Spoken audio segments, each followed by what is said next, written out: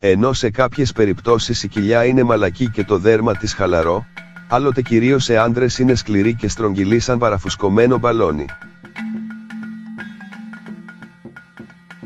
Υποδόριο vs σπλαχνικό λίπος. Η όψη της κοιλιάς εξαρτάται από το είδος του λίπους που συσσωρεύεται στο συγκεκριμένο σημείο του σώματος.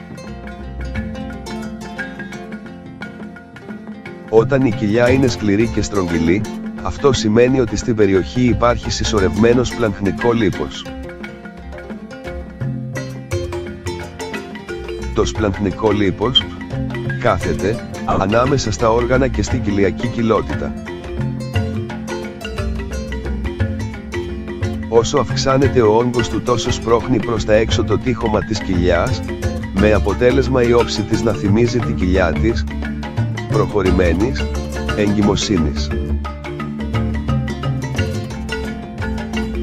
Από την άλλη, όταν η κοιλιά είναι μαλακή, σχηματίζοντας τις γνωστές δίπλες, αυτό σημαίνει ότι υπάρχει στο σημείο συσσωρευμένο υποδόριο λίπος, το οποίο βρίσκεται πολύ κοντά στην επιφάνεια του δέρματος, δηλαδή την επιδερμίδα.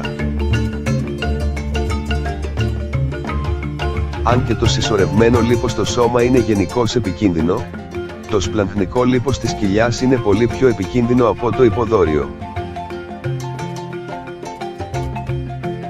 Η σκληρή κοιλιά είναι σαν μια ορολογιακή βόμβα στο σώμα, αναφέρει χαρακτηριστικά ο Jean-Pierre Despours, καθηγητής στο Πανεπιστήμιο Λαβάλ του Κεμπέκ, καθώς αυξάνει τον κίνδυνο καρδιοπάθειας και διαβήτη.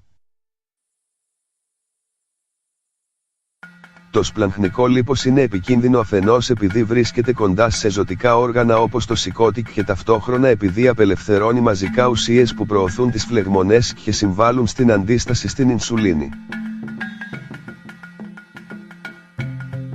Μάλιστα, σύμφωνα με μελέτη του 2015 στην επιθεώρηση Annals of Internal Medicine, το συσσωρευμένο λίπος στην κοιλιά είναι επικίνδυνο ακόμη και για τα άτομα που δεν θεωρούνται υπέρβαρα βάσει του δείκτη μάζας σώματός τους, καθώς συνδέεται με αυξημένο κίνδυνο θανάτου λόγω καρδιοπάθειας.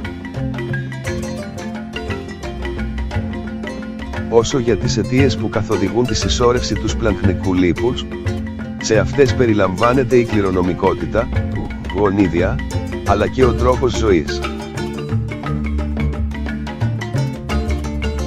Για να μειωθεί το σπλαχνικό λίπος απαιτείται μείωση της πρόσληψης θερμίδων μέσω της διατροφής σε συνδυασμό με ένα εντατικό πρόγραμμα γυμναστικής.